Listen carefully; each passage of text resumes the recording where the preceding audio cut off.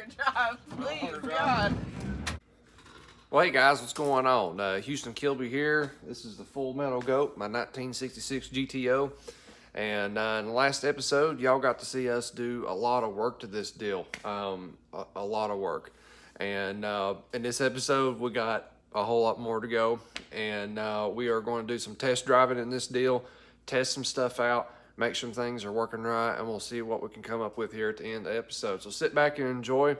We're getting ready to test all of the coolant, test all of the oil, test everything. So we got a lot of stuff to test before we hit the streets again. So sit back and enjoy. All right, guys, two things that has happened since the last episode y'all didn't get to see, and I didn't film it. I did mount the puke tank down here. It's got a vented cap on it. This is the puke tank for the radiator.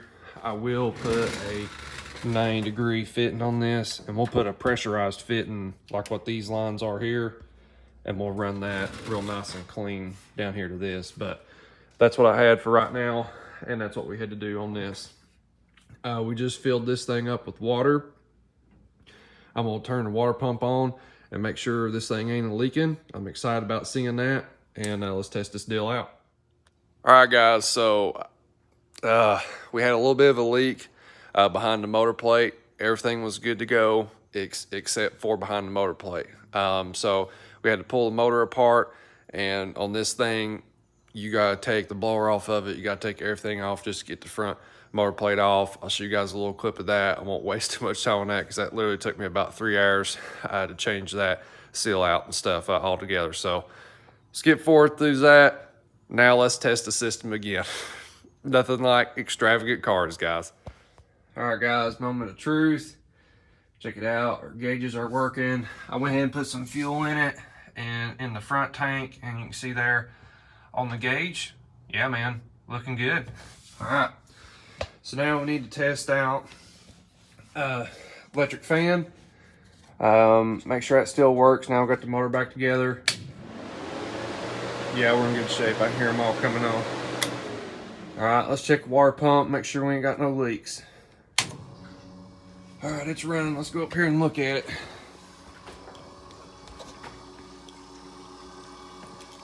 All right, so far so good.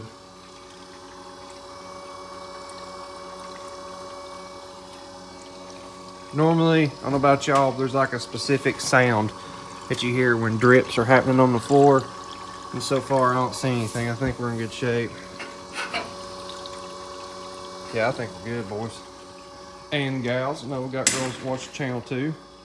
Let's check back here at the back of the heads. Yeah, all that feels good. I feel water going through it too. Or the hose is vibrating. Check the other side. I think we're in good shape. Alright, so I think that is good. Alrighty then.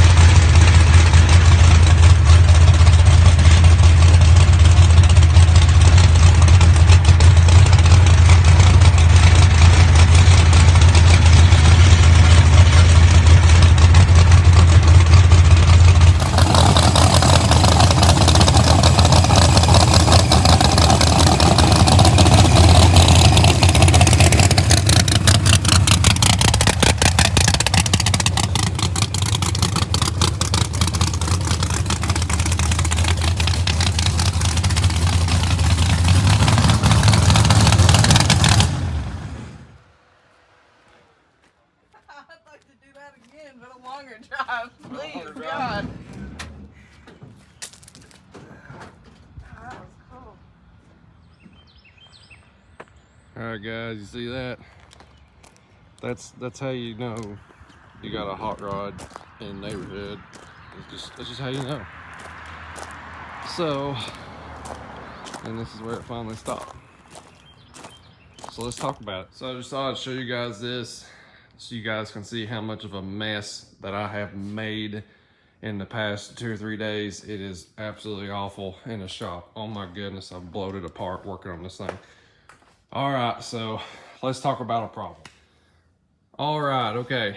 So let's talk about what's happening here.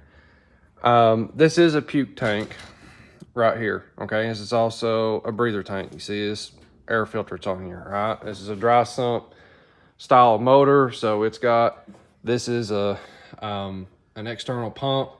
That's the oil pump for the motor, okay? And then it returns back to here, and it actually picks up at the bottom of this tank, all right? So this is where your oil is stored at, all right? And you've got to vent your valve covers, and you've got to vent the oil can, okay? But I'm having a problem here. I don't know if it's something dumb that I'm doing or what's kind of happening here. I was hoping I had this figured out, but I do not. So what is going on is this tank here, when I'm going up and down hills and stuff, it returns too much oil to this tank, I guess, and it's overflowing our puke tank, okay? And that's where that oil came from. It was pouring out of this, and that's oil. It's out there in the driveway, not water or anything. Luckily, the water is good. We're sealed up. All that is fine. The motor plate's in good shape, thank goodness. Oh, golly, that was a job.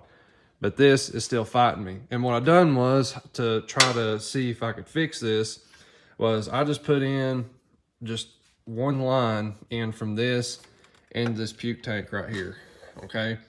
To see if this thing was puking over when we go up and down hills. Maybe it's just a little bit and we can catch it in this can. Well, I think it's completely overflowed this can, and we're about to check that right now. So let's open this vent up on this thing, and let's go from there. Yeah, I think it's full. All the way full. Yay. And my pan was already nasty, had a bunch of stuff in it, so y'all don't panic or anything. Yay. All right, so we're overflowing the catch can when we're going up and down hills and stuff. And it's mainly when we're going down. We're going up, not seeming to have a problem. But it's when we come back down and the angle of the car is like this. This is all new stuff to me when it comes this extravagant of a thing and driving it on the street. At the racetrack and stuff, staying level and staying flat, you know, we wouldn't be having this problem. And I don't have this problem just driving it around up and down the road. It's when I go up that big hill across the street from the house, and that's when we start having problems. And that's kind of like I've got like this perfect test spot in front of my house of where I can go up and down big hills, I can cruise around, I can come back and see what's going on, and I can drive around the school and kind of get the heat up and stuff on the car and really see what's, you know, if you're gonna have any leaks or any problems like that. And it was definitely a good test for this. So in the end, I know 100% for everybody starts dogging on me, we will be having a big vent tank in the trunk, okay? Like all pro mod cars or top sportsman cars or any fast blower car, you put a big vent tank in the back, and we will build that tank to be big enough to hold all the oil that this motor can handle, okay? And the reason for that is if you blow the motor up and it sends all the oil through the vents, or it pukes it over like crazy, then it'll send it all to that tank back there instead of pouring it out on the ground, okay? Blower motors, they're good about that. Now, hopefully we don't have that problem. But with this, we've got just a little minor hiccup with this right here, and we're gonna have to work on it. I believe what I'm going to do is I'm going to call up Peterson again, Fluid System, kind of get some tips and tricks from them. Personally, what I think is happening here, this is just me, I could be wrong, but I have a feeling what's happening is there's more oil in the motor than what I think that there is. And the reason why I say that, now that I've had time to think on this, I think my dry sump pan, meaning the oil pan that's in this motor, I think what's happening is it's got some cavities in this pan. I'm not sure what it looks like. And I think it's holding oil, and when the car is doing like this, now all that oil is running to a different pickup on the oil pump, and now it's scavenging more oil back to the tank, if that makes sense. Because there's 3 or 4, well, I had to look, I can't remember. There's 4 scavenging pickup spots on the motor. So there's 4 points that the pump is sucking oil out of the bottom of the oil pan and cycling it back through into the tank and back into the motor again. And I don't know if one of those scavenging spots isn't picking up oil, and then when the motor hits a certain angle, if there's a baffle or something in there that is causing a buildup of oil, and then as soon as it hits a little bit of a hill, now all the scavenging points are sucking all the oil back into the tank again. I don't know, there's something weird that's happening there.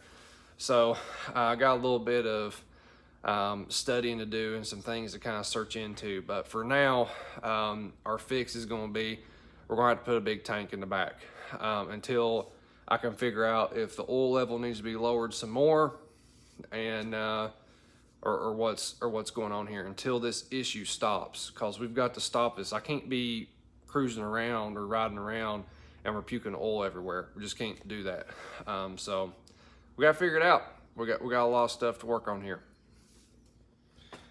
All right, last issue, and this video has been full of issues, I swear.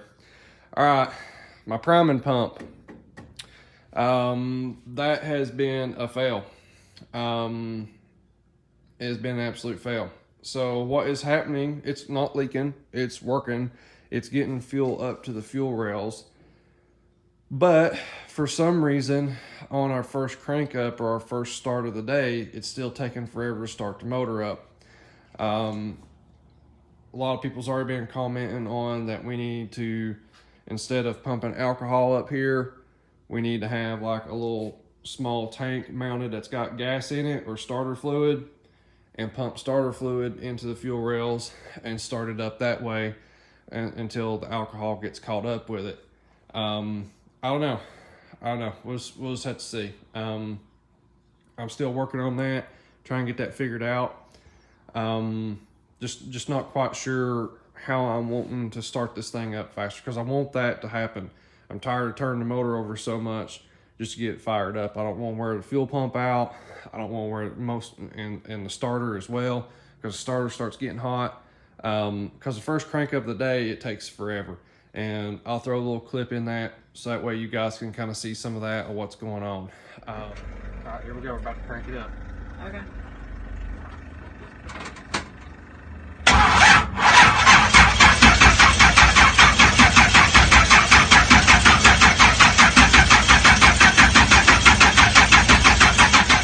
That way you guys can kind of see some of that or what's going on.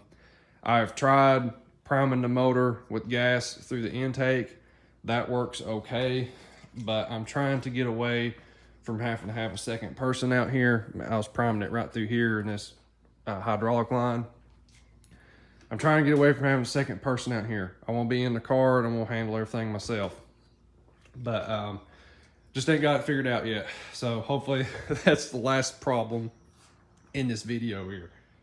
All right, guys, what's going on? Check out this banner. Big shout out to Tim Armstrong, at your convenience, on-site oil services.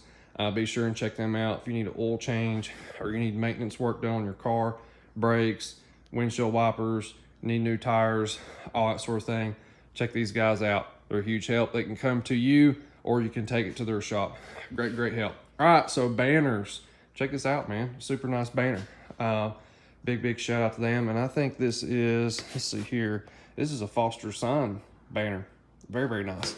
Anyways, so speaking of banners, you guys can see we have banners on the wall. And what in the world? My American flag fell down. I'll have to fix that. Apologize about that, guys. We will get that taken care of. Okay, so banners. I hadn't been doing a good job of this, and I'm going to fix this problem. So moving forward, sponsors who help this car out and partners who help this car out, okay, whether it be price cuts on parts, or whether it be sponsoring parts, or sending us money, or whatever it may be, or food, or whatever it takes to go and do events with this thing. If they want their banners, go up on the wall. These are supportive people of us and in our videos and stuff.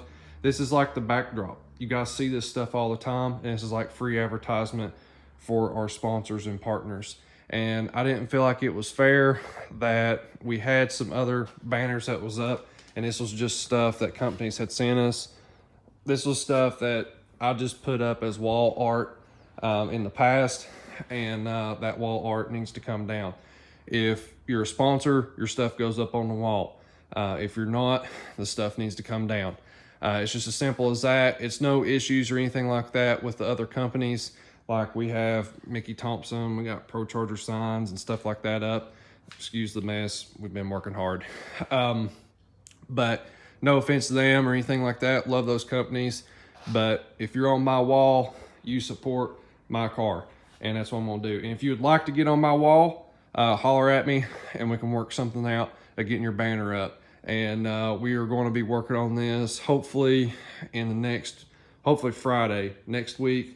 I'll have this banner problem fixed, and we'll have Tim's up and stuff. But right now we're taking these banners with us to the tracks. That's why they are clipped up and they're not actually hung up, because we need to take them with us and stuff to be able to advertise at the track. So that being said, if you do want us to have a banner and stuff in the shop, definitely send it to us. We'll work something out there with that. Anyways, guys, that was just a quick little update on banners, advertisement, and sponsorships. All right, guys, I thought I'd round this episode out back here at the back of the car. We just talked about the banners and all that stuff, and definitely a huge shout out to all of our sponsors, man. Tim Armstrong has been helping us out a bunch. Jonesborough Armory, they've been helping out a bunch. These guys have been taking things to the next level for us, and we can't thank them enough. We'll be doing some more advertising for Tim here shortly. He's working on, I blew out a trailer tire on my race car trailer when we were coming back from Ohio, when we took the Jeep Scrambler build up there, and he's taking care of that for us. And I'll shoot pictures up and videos up of that stuff so you guys can see that stuff being done, just to advertise him and thank him for sending us a banner and supporting us along the way with this thing. Up next here, so you guys just seen I've got like a few little problems. These are not like big problems. These are just issues that I'm gonna have to work through and fix. I haven't quite got them all figured out yet, but we're getting there. And I wanted to show you guys things behind the scenes of what this is really like. When you're building crazy cars like this, that's got a crazy amount of power, a lot of boost, that sort of thing, you're going to run across issues that everybody else don't have, you know, and especially when you're trying to drive it on the street. Yeah, we got small problems. We got things we're trying to work out and iron out. But again, I wanted to show you guys these things. I didn't want to just constantly put up content that's like, everything's perfect and it just lines up and we're going to do this amazing thing and that's it. No, I want to show you guys the struggles. I want to show you guys the problems. And sometimes you guys may see things like, hey, Houston, if you do it like this, it'll fix that problem. And that's helpful too. Because I'm new at some of this stuff, you know, and yeah, I do the fabrication side, do the building side, but the whole racing thing and taking this thing and driving it all the time, that's a big learning curve. And we're trying to get there. Anyways, guys, don't forget to pick up yourself a Full Metal Goat t-shirt. Don't forget to post up those pictures. If you got one of my shirts, if you post yourself up and tag me in it, make sure you tag me in it, and I'll put you in as an entry to get to take a ride in this thing at the drag strip and stuff. And again, we're just going to be at the car show at Streetcar Takeover, and we'll get to cruise around, have some fun around there, and you'll get to do that if you get drawn. So don't forget, enter in on that. That's it for me. I'm getting wore out. I'm tired. When we had to pull the front plate off of this thing, that was at about 12 o'clock at night, and by the time I finally got done and had it fueled up and ready to go again, it was 5 a.m. in the morning. So I'm a little tired, I'm a little killed. Time to get some rest, and keep thinking in the back of my mind of this oiling problem and priming the fuel, and see what I can come up with. And hopefully in the next episode, we'll be able to do a little more cool stuff. But we did have a great success today. The radiator's in it, that's working, it's cooling, it's not leaking. There was a lot of stuff there, a lot of welding, a lot of changes, and I think we're good. It's gonna take a little bit of work on other stuff and clean this shop up. God, it's so bad. Anyways, guys, that's it for me. See y'all in the next one. And I got the flag fixed. Done. Thank you guys so much for watching. Make sure you are subscribed to the channel. Don't forget to go over to KillerMotorsports.com, where we've got all kinds of merch over there and all kinds of high performance products as well. And definitely a big shout out to our sponsors and partners. Till next time, you guys have a good one.